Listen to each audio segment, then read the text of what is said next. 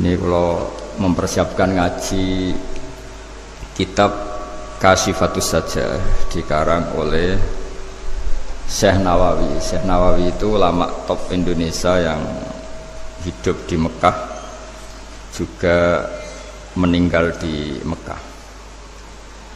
Dulu di antara kearifan buyut-buyut kami, leluhur kami, itu kalau cerita itu enggak apa-apa kamu mondok di Mekah di sana, tapi bawa pohon yang hidup di Indonesia.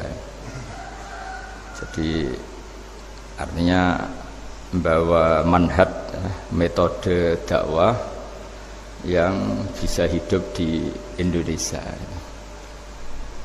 Ini penting kata Mbah Mun, karena wa ma arsalna min rasulin illa bilisani qaumi. Semua rasul diutus itu pasti sesuai kultur kaumnya. Saya punya sedikit cerita tentang kultur. Kultur itu nilai yang disepakati masyarakat, meskipun persepsi itu salah. Saya cerita sedikit tentang keunikan kultur. Nabi Yunus itu nabi. Di mana-mana nabi itu mengajak ke tauhid, ajaran yang benar ini. Dan dulu nabi itu nggak punya polisi, nggak punya densus, jadi nggak bisa nabi nyuruh yang nggak setuju tangkap, itu nggak bisa. Tapi punya Tuhan. Jadi kalau yang tidak percaya dakwahnya itu ancamannya azab. Dulu itu nggak ada polisi, nggak ada pengadilan, sehingga kalau ada kesalahan itu ancamannya itu akan turun apa? Azab, siksa itu. Sekarang kan kalau kita jadi pemimpin kan agak enak itu, punya keamanan, punya macam-macam lah. Singkat cerita, sudah dakwah sekian tahun itu umatnya nggak percaya kalau beliau seorang nabi, bahwa ajaran tauhid itu benar. Akhirnya cerita ini terkenal sekali, mungkin beberapa terputus ya, tapi terputus cerita ini saya ceritakan secara lengkap. Terus beliau cerita, ini waktu sudah lama saya dakwah, sudah lama saya sosialisasi itu tentang kebenaran, Anda tetap nggak iman ini 3 hari lagi pasti ada adab. 3 hari ada adab itu delalah masyarakatnya tuh kepikiran, jangan-jangan iya itu. Nah ketika jangan-jangan iya itu diintip, rumahnya Nabi Yunus itu diintip, ya agak aneh itu. Diintip delalah orangnya nggak ada itu. Kalau Quran bahasakan abaqo itu minggat itu pergi nggak pamit ya. Itu bahasanya abaqo itu minggat, meskipun kita tidak mungkin membahasakan Nabi itu minggat, tapi dibahasakan tindakan kan tidak mungkin karena nggak pamit itu. Jadi harus dibahasakan minggat itu. Quran sendiri bahasakan abaqo. Nah cara berpikir masyarakat gini, kalau kampung ini mau dibalik sama Allah, mau ada adab, logikanya yang tahu akan ada adab itu pasti sudah pergi. Padahal Nabi Yunus pergi ini bukan karena takut adab, mangkel. Nyai suwi gagal seminggat ya kan gitu. Jadi ada kiai minggat itu ada dalilnya, karena dulu itu kalau mangkel itu suami mangkel istri itu ya harus minggat, istri harus minggat. Dulu itu ya boleh, maksudnya boleh itu ya kalau darurat ya minggat sedikit lah, tidak apa-apa. Nah, Nabi Yunus itu minggat tadi, abaqo itu kalau dalam bahasa Arab pergi gak pamit ya. Kalau orang Jawa bilang minggat. Kalau itu sebenarnya saking mangkelnya, saking emosinya, beliau akhirnya meninggalkan kaumnya tanpa pamit. Tapi kaumnya itu menjadi tahu bahwa ini serius Yunus, buktinya dia agak berani di kampung, berarti mau ada adab betul itu. Dan efek positif dari teori itu, teori kultur tadi, kalau ada adab pasti dia pertama yang lari. Kayak dukun itu, kenapa kita tidak percaya dukun nomor itu? Itu kan paling yang minta nomor dulu ada SDSB itu, forecast itu kan paling salam template-nya kan 100.000, padahal dulu forecast itu berapa kalau menang? Kan miliaran ya, juta.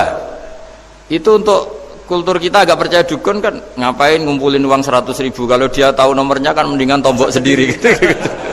Itu kan jadi orang itu mesti punya teori umum untuk membenarkan sesuatu atau membohongkan itu.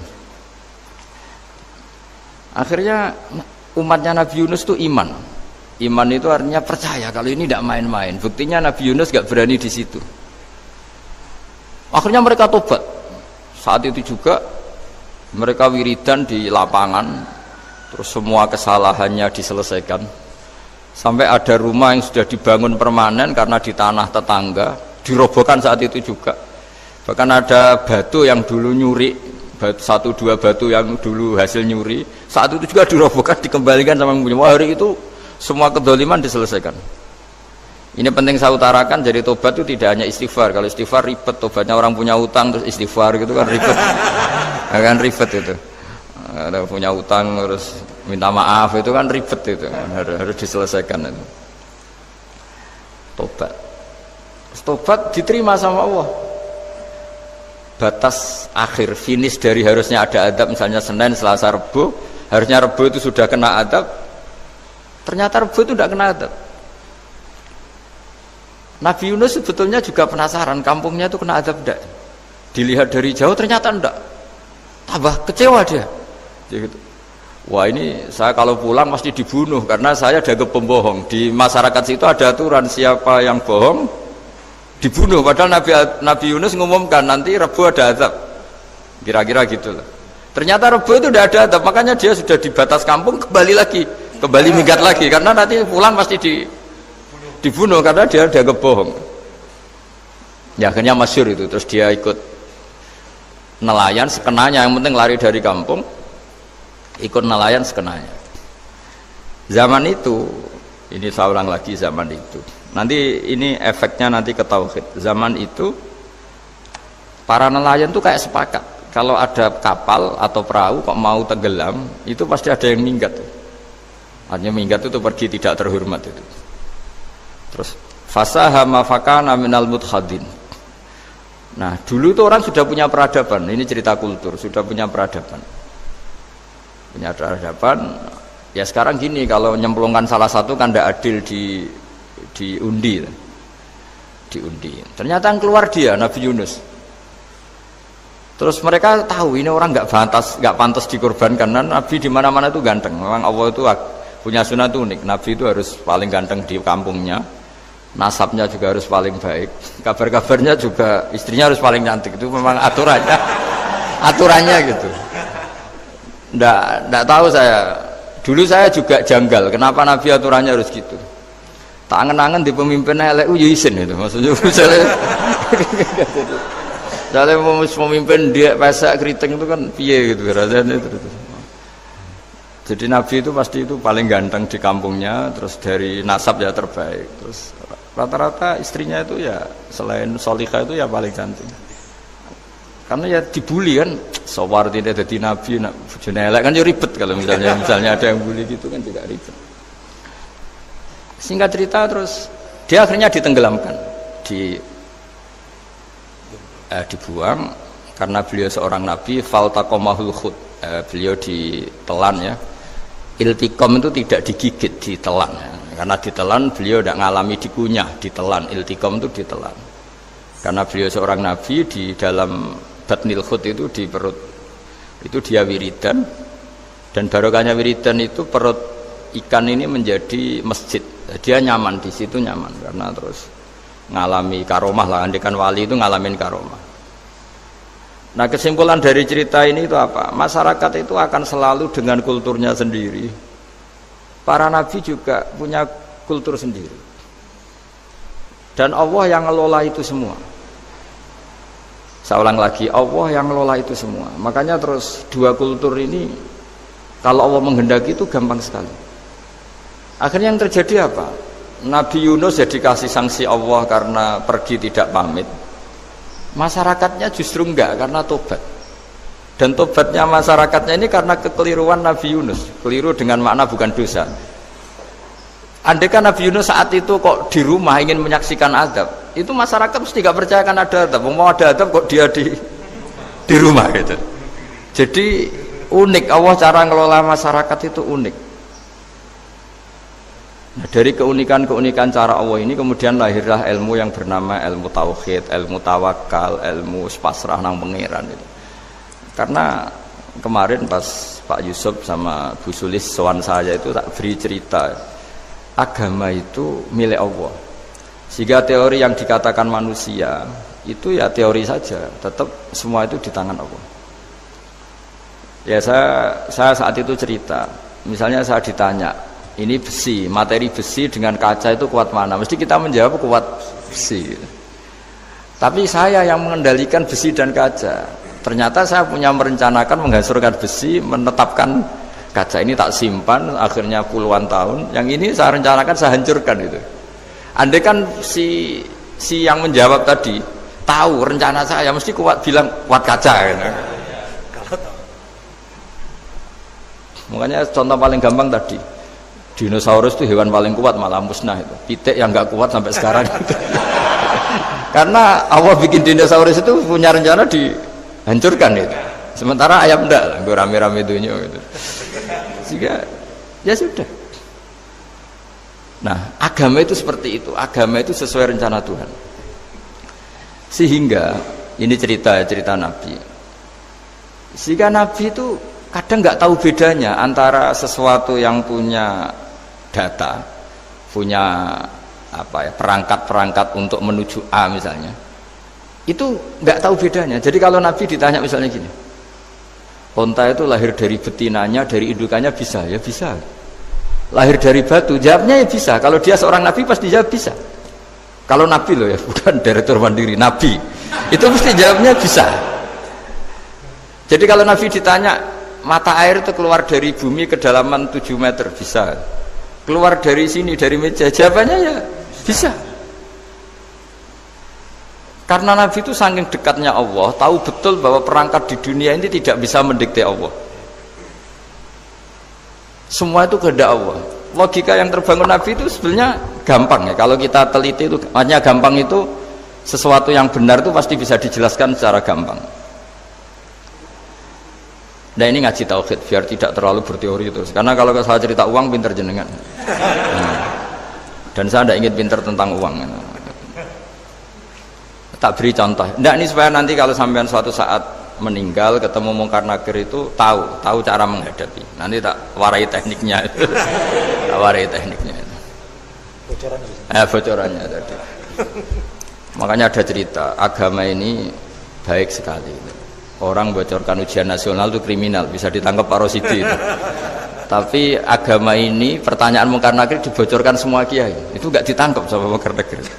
Harusnya kan rugi karena ini pertanyaan, tapi semua kiai kan sudah membocorkan. Nanti pertanyaannya di kuburan itu man rabbuka, Tuhanmu siapa, agamamu apa?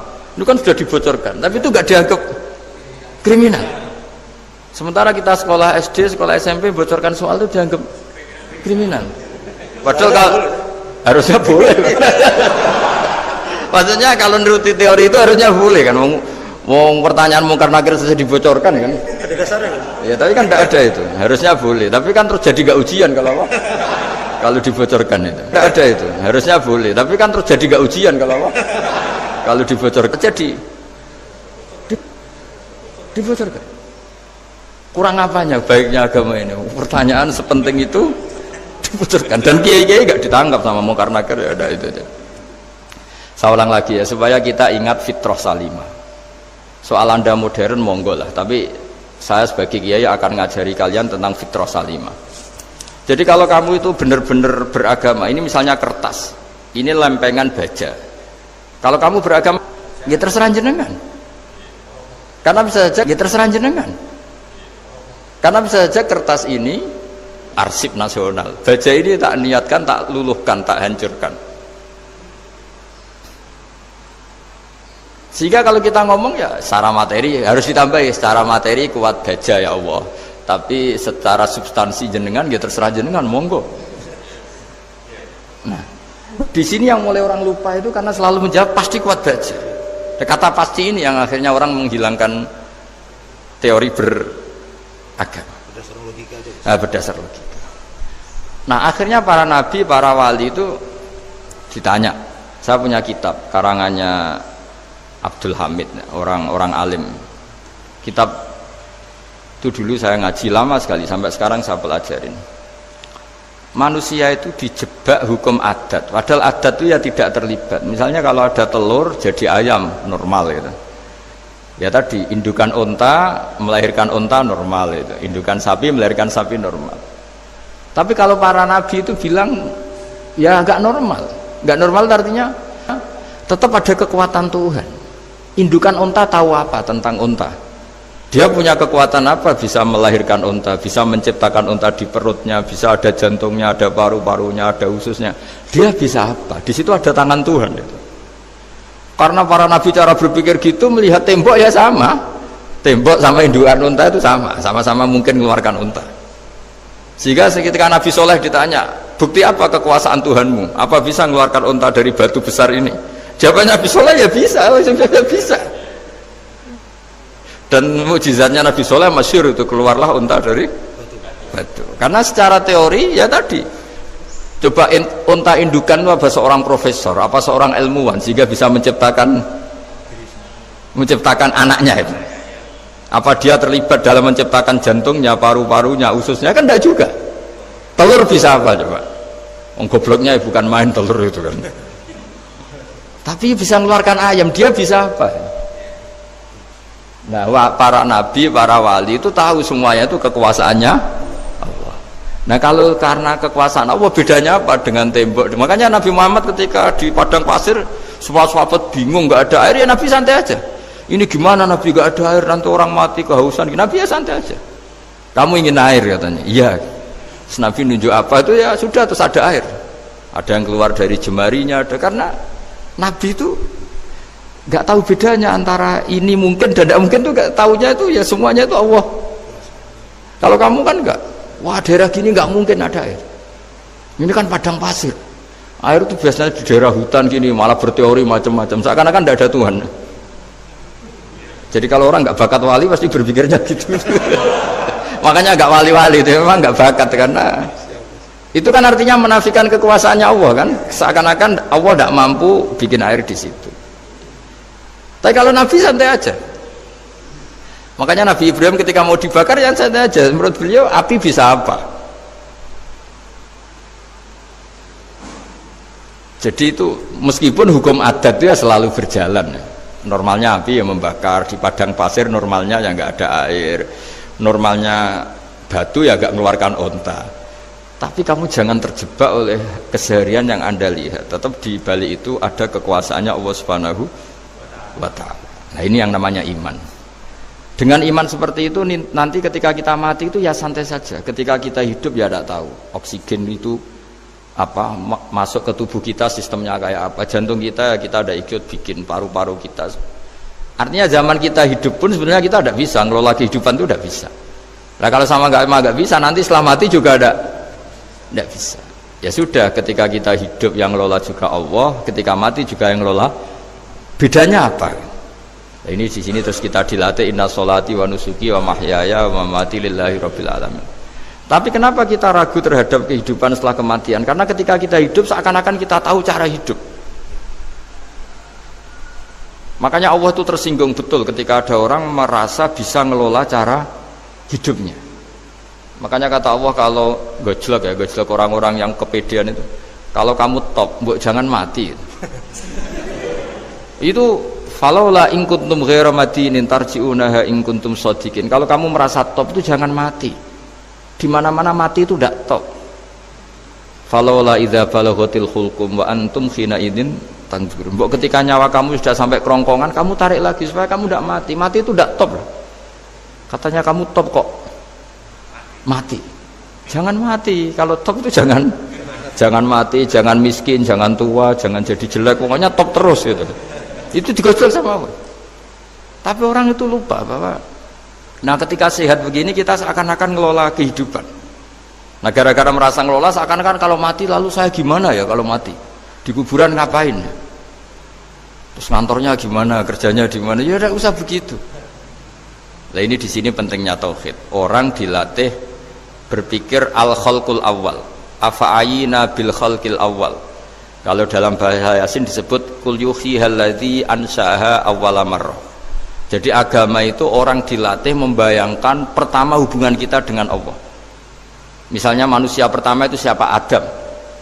Adam bisa berpikir, bisa berlogika, bisa jalan-jalan, bisa macam-macam. Tapi andaikan Anda jadi Nabi Adam, mesti melihat kekuasaannya Allah itu begitu nyata, karena saya materinya dari tanah, ternyata saya bisa berpikir. Betapa kudrohnya Allah, kekuasaan Allah, tanah yang benda mati bisa berpikir. Sekarang jadi saya. Sehingga ketemu, kira-kira Nabi Adam kalau ketemu tanah itu ya, kalau mau maksiat, wah ini tanah ini pasti komplain.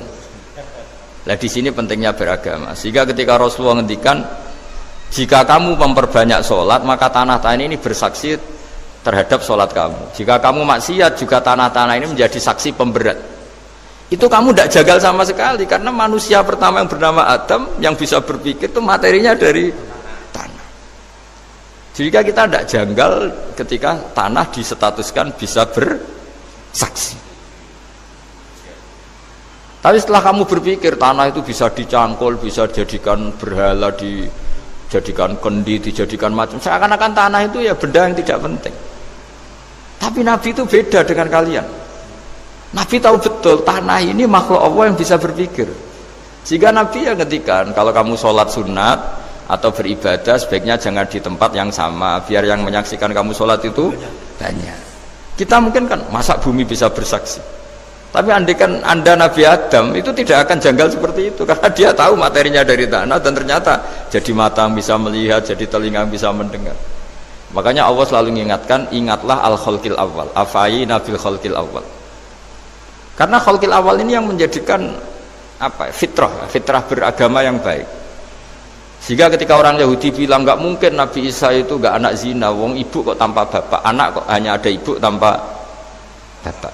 Allah cara menjawab, inna masalah Isa intawoy kamasali Adam. Jika kamu protes ada Isa karena tanpa bapak, ya protes dengan Nabi Adam tanpa ibu tanpa bapak. Nah, ini diingatkan al-khalqil awal. Makanya Yasin bilang, kul yuhyihalladzi ansha'aha awwala marrah. Awwala marrah itu kamu harus berpikir ketika hubungan kamu sendiri dengan Allah zaman sebelum ada semua. Jadi misalnya alam raya ini, bumi sebesar ini, masa suatu saat terus hilang, hancur, nggak berbekas. Ingat saja, bumi ini mulai dulu ya nggak ada.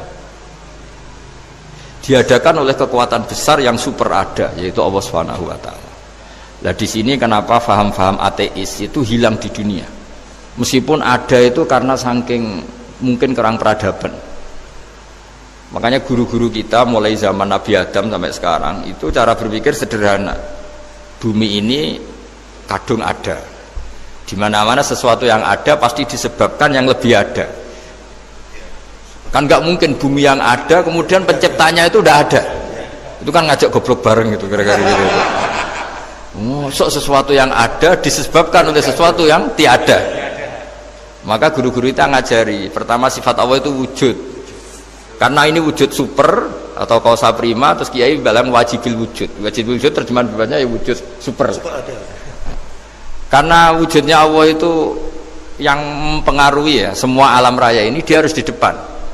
Masa yang menciptakan di belakang. Makanya terus disifati qadim. Qadim itu harus lebih dulu atau awal. Makanya ketika Fir'aun ngaku Tuhan itu cara membatalkan Nabi Musa itu sederhana. Kalau kamu Tuhan berarti baba kamu nggak ada Tuhan karena Tuhannya terlambat datang. Nah, itu langsung.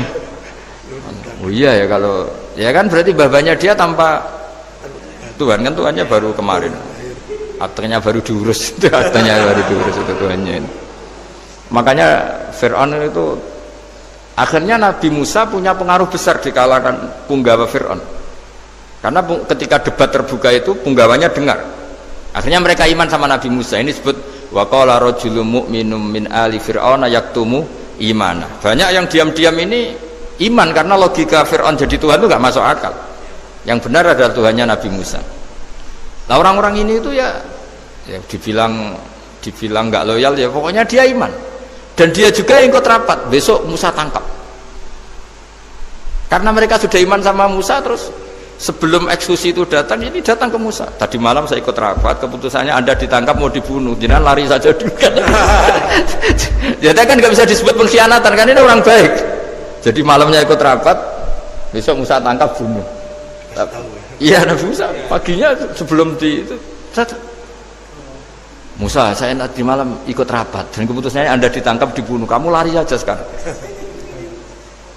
Nah, kenapa iman? Karena logika yang dibangun Nabi Musa. Makanya ciri utama kebenaran itu bal naqdhifu bil haqqi 'alal batil fayadmaghuhu fa idza huwa zahid. Kebenaran sejati itu boleh diuji di mana saja. Dan Anda tidak usah khawatir kebenaran sejati itu kalah.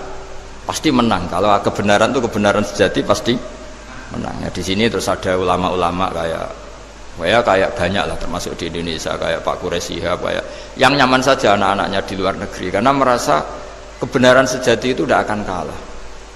Sehingga ketika ada negara yang begitu maju, saya pernah ditanya sama orang yang kuliah di Inggris, di Swiss, Gus, saya ini kan orang Indonesia tapi pengagum negara Swiss, Swedia, negara di sana itu makmur, terus tertib, bagaimana saya tetap mencintai Islam yang secara lahir itu kadang-kadang beberapa negara Islam itu kacau.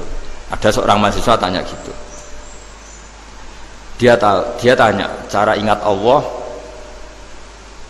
ya membela Islam kira-kira gitu. Terus tak kasih tahu dia, ketika Anda muji negara-negara itu makmur, sejahtera, itu sebetulnya tetap utang jasa terbesar itu sama Tuhan. Pejabat bisa apa ketika Allah misalnya nggak bikin air? Negara bisa apa misalnya ketika Allah itu nggak bikin oksigen ini? Tetap semua ketertiban itu karena kehendak Allah. Berarti utang jasa kamu di negara manapun tetap sama Allah, bukan pada yang lain.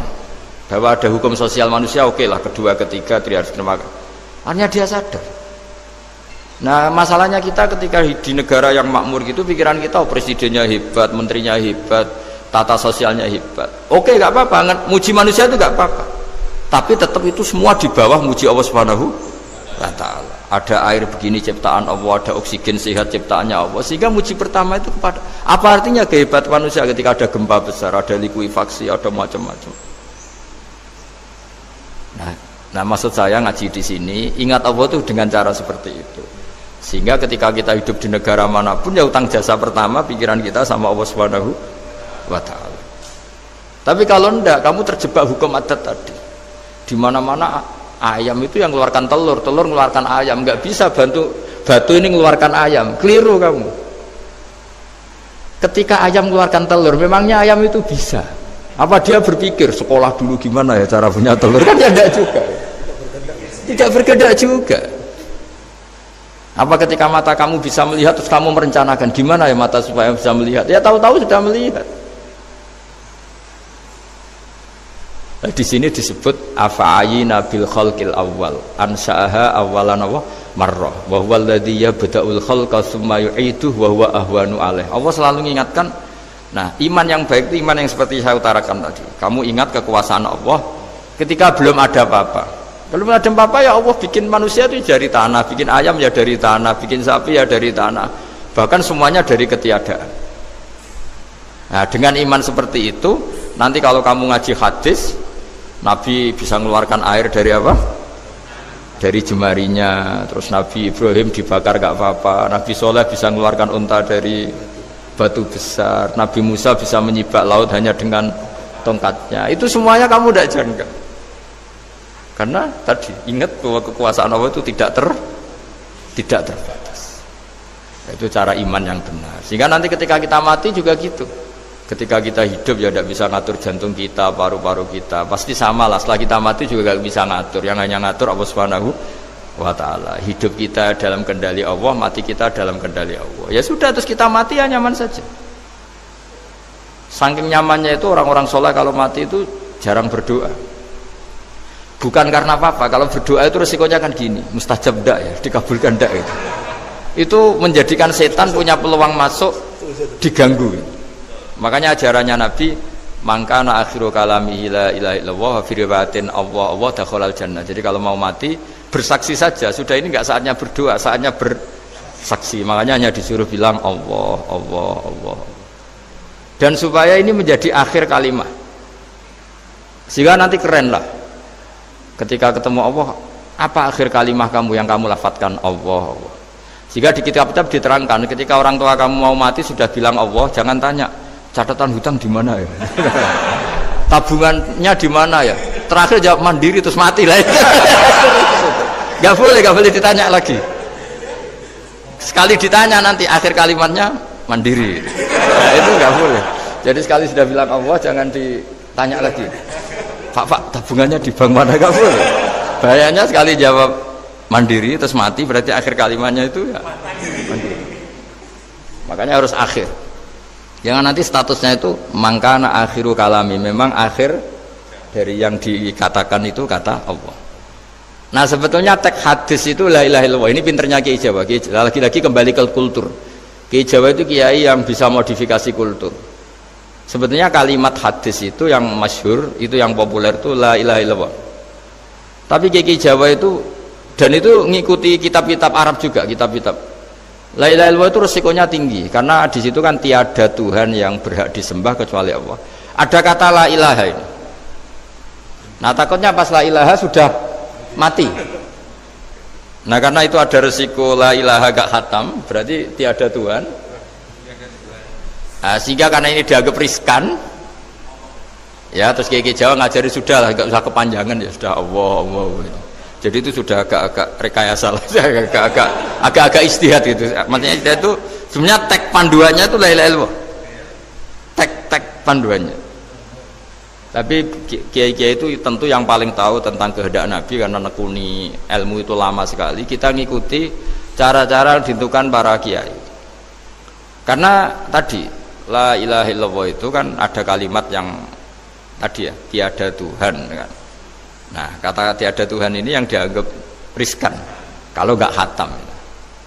Daripada potensi itu terus kiai-kiai ya agak-agak improvisasi lah, itu memang ya sudahlah Allah. Nah supaya itu menjadi akhir kalimah, ya saya ulang lagi menjadi apa? Akhir kalimah. Setelah itu kata kitab-kitab jangan tanya hal lain. Ya sekali ditanya nanti dia akan ngelafatkan hal lain itu. Ya tadi misalnya tabungannya di mana? Gitu. Bisa jawab di sini. Nah, yang ribet kalau wong kuno itu neng laci, neng sorogan. Berarti kalimat terakhirnya ya laci sorogan itu. Nah, sehingga terus itu pinternya guru-guru kita. Jadi saya ulang lagi ini yang terakhir saya pesen, latihlah iman seperti imannya para ulama, para aulia, syukur-syukur yang dekati imannya para nabi. Itu cara berpikir itu al-khalqul awal. Afa'ayina bil khalqil awal. Qul yuhyihal ladzi anshaha. Nah, yang terakhir saya pernah ditanya, ya agak gojekan, agak guyon, tapi saya ditanya. Saya itu enggak bisa melihat, Gus. Aneh orang Afrika itu kan, misalnya ada Miss Afrika itu di sana itu orang paling cantik, malah kadang itu ada kriminal gitu, karena orang Afrika merkosa Miss Afrika itu kata orang Indonesia dikekno aku ora doyan gitu. Itu kan itu lah, ini kan secara syariat mungkin lelaki itu punya rasa dengan perempuan itu ya kalau berpakaian serono atau gimana secara teori. Tapi sebetulnya itu benar. Tapi sebetulnya ada ansaaha awala bar. Orang Indonesia itu didesain gak suka orang Afrika. Orang Afrika ya didesain gak suka orang Indonesia. Sehingga orang-orang Afrika kalau melihat orang Indonesia yang paling cantik mungkin ya iskal. Wong cempeh kayak gampang gitu kok cantik. Gitu. Mungkin perasaannya cowok-cowok Afrika ya gitu. Itu cantiknya di mana? Orang Indonesia kebalik kan? Kalau cowok-cowok Indonesia ngelihat Miss Afrika itu cantiknya itu nangdi gitu. Kok sampai ada pemerkosaan tuh apa itu?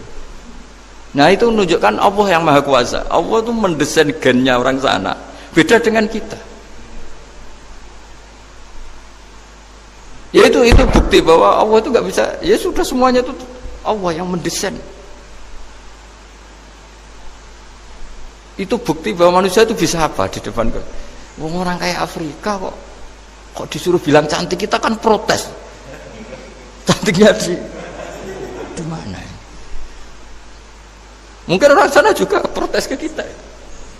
Orang Jawa cempeh itu kok cantiknya dia. Itu orang-orang Indonesia kalau melihat bule cantik itu kan bukan janggal.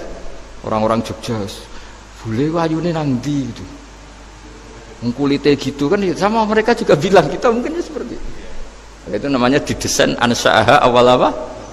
Marrah. Sudah memang desainnya seperti itu. Nah di sini supaya kita ingat, nah ingat bahwa hati juga gitu. Ketika kita cinta istri itu janggal betul kalau terjadi konflik. Tapi kalau sedang konflik itu janggal betul terjadi perdamaian. Nak lagi mau ngangkel itu ya problem betul. Nah ini di sini pentingnya iman. Orang terus disuruh berdoa ya muqallibal qulub tsabbit qalbi ala dini, karena kita Kita tidak tahu cara berpikir. Ada perempuan cantik sering merengut, pecintanya ya banyak, dianggap pemikir serius. Tapi kalau baru gedeng namanya ya merengut, bukan pemikir. Orang senyum itu kita seneng gitu. Tapi kalau baru gak seneng, murahan ya guyu. Itu jadi manusia itu unik. Hanya sama, tapi cara nganalisis beda. Tinggal sedang seneng apa enggak. Lucu kan? Ada orang anteng di rumah itu kalau lagi seneng ya, oh itu anteng nggak banyak ngeluyur. Tapi baru nggak seneng, seneng ngomah ya nganggur. Nah, itu kita tidak pernah tahu. Kita simpulkan apa itu tidak pernah tahu. Makanya wisata, pernah ada orang wisata datang ke sini tak nasihatin. Orang wisata itu kan seneng di kampung-kampung yang terbelakang gitu, melihat orang manusia pohon, melihat apa. Terus saya bilang, itu kan kasihan kan, masa manusia jadi objek. Bahkan bayangannya ya kalau mereka jadi modern jadi gak menarik kan. Padahal kita yang orang pendidikan kan inginnya mereka terentas lah dari kultur itu. Ya itu kan gak sambung kan. Yang satu bilang unik, masyarakatnya masih unik, masih naik-naik pohon. Tapi bagi orang pendidikan kan tersiksa kan. Ini bangsa kita, warga kita kok masih seperti itu. Makanya orang wisata itu nasihati, kamu kesana itu niat melihat apa niat mengentas? Kalau niat mengentas, tak jamin ada pahala. Bagus, mau niat mengentas katanya. Niatnya baru sekarang apa mulai dulu-dulu? Baru sekarang. Ya ini cerita dari manusia itu semudah itu, Pak. Nah, setelah kamu ngaji ini, kamu tidak akan janggal terhadap kenapa Nabi itu begitu santai. Ketika tadi makanan misalnya satu wadah itu cukup untuk orang 300. Sampai Jabir yang ngundang Nabi kan hanya kambing kecil, cukup orang 6. Ternyata Nabi ngajak orang 300 lebih. Tapi Nabi bilang ya sudah semuanya makan cukup. Kata-kata Nabi kan, zaman dulu belum ada beras, belum ada Allah itu bisa kok mengenyangkan malaikat tanpa makan gitu. Susahnya apa mengenyangkan manusianya dengan nasi sedikit itu ya Nabi ya santai aja, semuanya kenyang santai. Ya ini itu iman-iman yang sudah benar-benar awal amarah, sudah Allah tidak harus terdikte oleh nasi. Kalau nasi sedikit harus cukup orang sedikit, kalau banyak harus orang banyak. Allah tidak perlu kena aturan itu semua, tidak perlu. Misalnya ini Tuhan kata kok kamu atur itu gimana, tidak bisa. Ya Pak, karena hanya ngaji ini insya Allah Anda setelah baca mukjizat keramat itu tidak istilah. Ya saya kira demikian. Assalamualaikum warahmatullahi wabarakatuh. Waalaikumsalam warahmatullahi wabarakatuh. Terima kasih sekali Gus Baha atas tausiahnya. Terinfo dari panitia ada ratusan pertanyaan Gus. Tapi ya sudah ditulis panitia 2 pertanyaan ya Gus. Wah banyak betul. 2 Gus. Baik, saya bacakan langsung 2 atau satu-satu Gus? Langsung 2 aja. Baik, pertanyaan pertama dari Pak Andi, perwakilan dari Blora Gus. Perkembangan sekarang ini banyak penceramah yang muncul, namun terkadang terjadi perbedaan pendapat di antara mereka, sehingga umat yang baru belajar agama seperti kaum milenial menjadi bingung harus mengikuti pendapat ulama yang mana. Bagaimana menyikapi hal tersebut Gus? Pertanyaan pertama. Pertanyaan kedua dari area Solo Gus, dari Ahmadi Nugroho. Bagaimana cara kita berbakti kepada orang tua yang sudah meninggal, di mana semasa hidup orang tua kita pernah meninggalkan sholat? Pernah meninggalkan sholat? Ya. Kalau sering itu. Pertanyaannya, apa yang harus dan sebaiknya kita lakukan sebagai anak Gus? Enggak Gus. Yang ngaji di sini itu banyak ya, mulai yang nekuni bisnis apa saja lah, termasuk yang di Grab ya, termasuk Pak Polisi kadang yang ngaji terus ya nggak apa-apa. Dan semua saya itu termasuk kiai yang nggak pati suka ada pertanyaan, bukan karena apa-apa ya, makanya tak batasi 2. Karena pertanyaan itu biasanya itu dipikir dari rumah, terus tema yang pokok itu gak pati dirungokno, sementing kok iso takok. Iya, sehingga itu ya. Ini lama-lama yang janda tanya, caranya pendapat jodoh kan ribet nanti itu.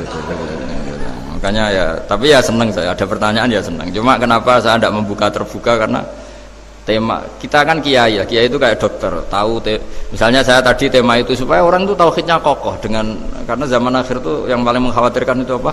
Tauhid gitu. Tapi kalau tanya ini diberi hak, itu orang kan sudah punya pikiran sendiri mau ditanyakan, padahal itu subjektivitas dia. Sehingga tanya ya sudah sekadar. Tapi ya nggak apa-apa, tetap saya senang. Cuma nggak boleh banyak-banyak. 2 itu sudah kebanyakan. Yang kedua tak jawab serius. Ketika kita punya orang tua yang punya hutang, itu yang dibahas Nabi itu hutang dulu. Itu karena hak adami. Hak adami itu tuntutan. Jadi kalau dalam kitab fikih itu ada istilah haqqullah mabniun alal musamahah wa haqqul adami mabniun alal musyahah. Jadi kalau hak Allah itu Allah lebih rileks. Karena Allah itu tidak butuh disembah, tidak butuh dipuja-puja. Allah sudah terlalu besar. Al-Qayyum sudah besar sendiri. Sehingga Allah itu mudah, ngabaikan haknya itu mudah. Tapi kalau hak adami, bawaan manusia itu kalau hartanya dibawa orang itu ingat terus. Sehingga harus diselesaikan. Maka Nabi kalau mau mensolatkan jenazah tanya punya utang enggak. Tapi kalau orang itu misalnya enggak sholat atau apa itu Nabi masih ringan. Yang ditanyakan imannya. Bukan berarti kita nyepelekan sholat enggak, tapi memang agama ini yang diprioritaskan itu hak adami. Sholat itu super penting, bukan penting lagi super penting. Makanya pertanyaan tadi tak teruskan dulu. Anak cucunya itu prioritas itu mikir utang dulu. Karena ini yang hak adami gitu. Ya. Nah setelah utang itu selesai, baru dipikirkan menurut sebagian ulama anak ini boleh mengqodoi sholat yang ditinggalkan orang tuanya. Atau dikafaroi, misalnya per sholat nilainya sekian terus dibayarkan ke fakir miskin. Nah, tapi pertanyaan seperti ini sepertinya mengganggu itu begini, takutnya jadi masif. Jadi masif itu gini, berhubung ada solusinya. Ini yang tanya orang mana tadi itu? Solo, ini orang Solo ini harus dikasih tahu. Berhubung ada solusinya, jangan-jangan kita yang kaya. Misalnya Pak Yusuf atau Bu Sulis kaya. Nak punya tabungan, nak saya ada usah sholat ya, nanti gampang. Karena persolatnya kan nilainya hanya sekian gitu. Umur saya kan paling tinggal berapa, itu cukup lah apa? Iya cukup untuk mengganti, itu kan ribet. Makanya solusi itu ya kadang tidak baik, karena nanti dipakai saya naik dewi. Makanya dulu itu terkenal ada guyonan seorang kiai ditanya, ini guyonan nyata. Pak Kiai, katanya Kiai itu orang suci, tapi kadang-kadang kok maksiat juga. Si Kiai ini jawabnya ngawur sekali. Justru yang boleh maksiat tuh Kiai, kamu nggak boleh. Terus, kenapa Pak Kiai? Dia tahu caranya tobat, kamu nggak tahu. Kacau kan? Jadi yang melanggar hukum itu kan yang pakar hukum. Tahu itu. Tahu ilmunya. Cara melanggar tapi nggak bisa dipidanakan itu. Punya penghapusnya Gus ya? Ya punya penghapusnya, itu kan ribet kan. Artinya gini ya, yang orang Solo tadi, kalau kadung terjadi orang tua kita tidak sholat, saya ulang, kalau kadung terjadi orang tua kita tidak sholat atau pernah meninggalkan sholat, kita sebagai kiai itu punya cara supaya yang untung tuh fakir miskin. Misalnya kita fatwa dikasih fidyah atau fidah atau apa, tapi ini bukan cara yang jadi solusi, karena takutnya nanti jadi gerakan masif tadi. Gerakan tidak usah sholat diganti, ya itu kan ceribet jadi. Tapi kalau sampai ingin berbuat baik sama orang tua yang nggak pernah sholat, saran saya satu, hak adaminya selesaikan dulu, karena memang dalam syariat Islam nomor 1 itu hak masyhur itu kan, ketika ada jenazah Nabi itu nggak tanya orang itu sholat nggak, tapi tanyakan punya utang nggak gitu. Sehingga kalau di kampung-kampung di mana-mana kalau ngelepas jenazah kan, kalau ada hak adami diambil alih keluarga supaya mayit ini ketemu Allah tanpa ada hak adami kan gitu, semuanya kan ya kan yang diselesaikan kan adami dulu, utang piutang itu tadi. Ya gitu ya, jadi tidak semua solusi itu baik karena takutnya tadi apa? Jadi gerakan tadi. Makanya kita jadi kiai sering bingung gitu karena mau gak fatwa itu ada yang tanya, mau fatwa takutnya tadi. Misalnya kita kan paling umurnya tinggal berapa, dihitung saja per sholat terus bilang ke anaknya, nak saya tidak usah sholat, nanti ini aja bayarkan, kan jadi ribet. Nah, yang pertanyaan pertama tadi tentang apa? Tentang banyaknya ini Gus, penceramah-penceramah. Menceramah. Itu agak provokatif. Beda itu ada dua, beda karena bodoh. Nah, itu memang harus kita tinggalkan. Yang beda karena bodoh. ada beda karena rumus ilmu. Itu harus kita hormati. Saya punya sekian bukti beda ya kalau karena bodoh tentu kita tinggalkan. Tapi kalau karena rumus ilmu yang beda, misalnya gini. Saya kiai yang lama di kota.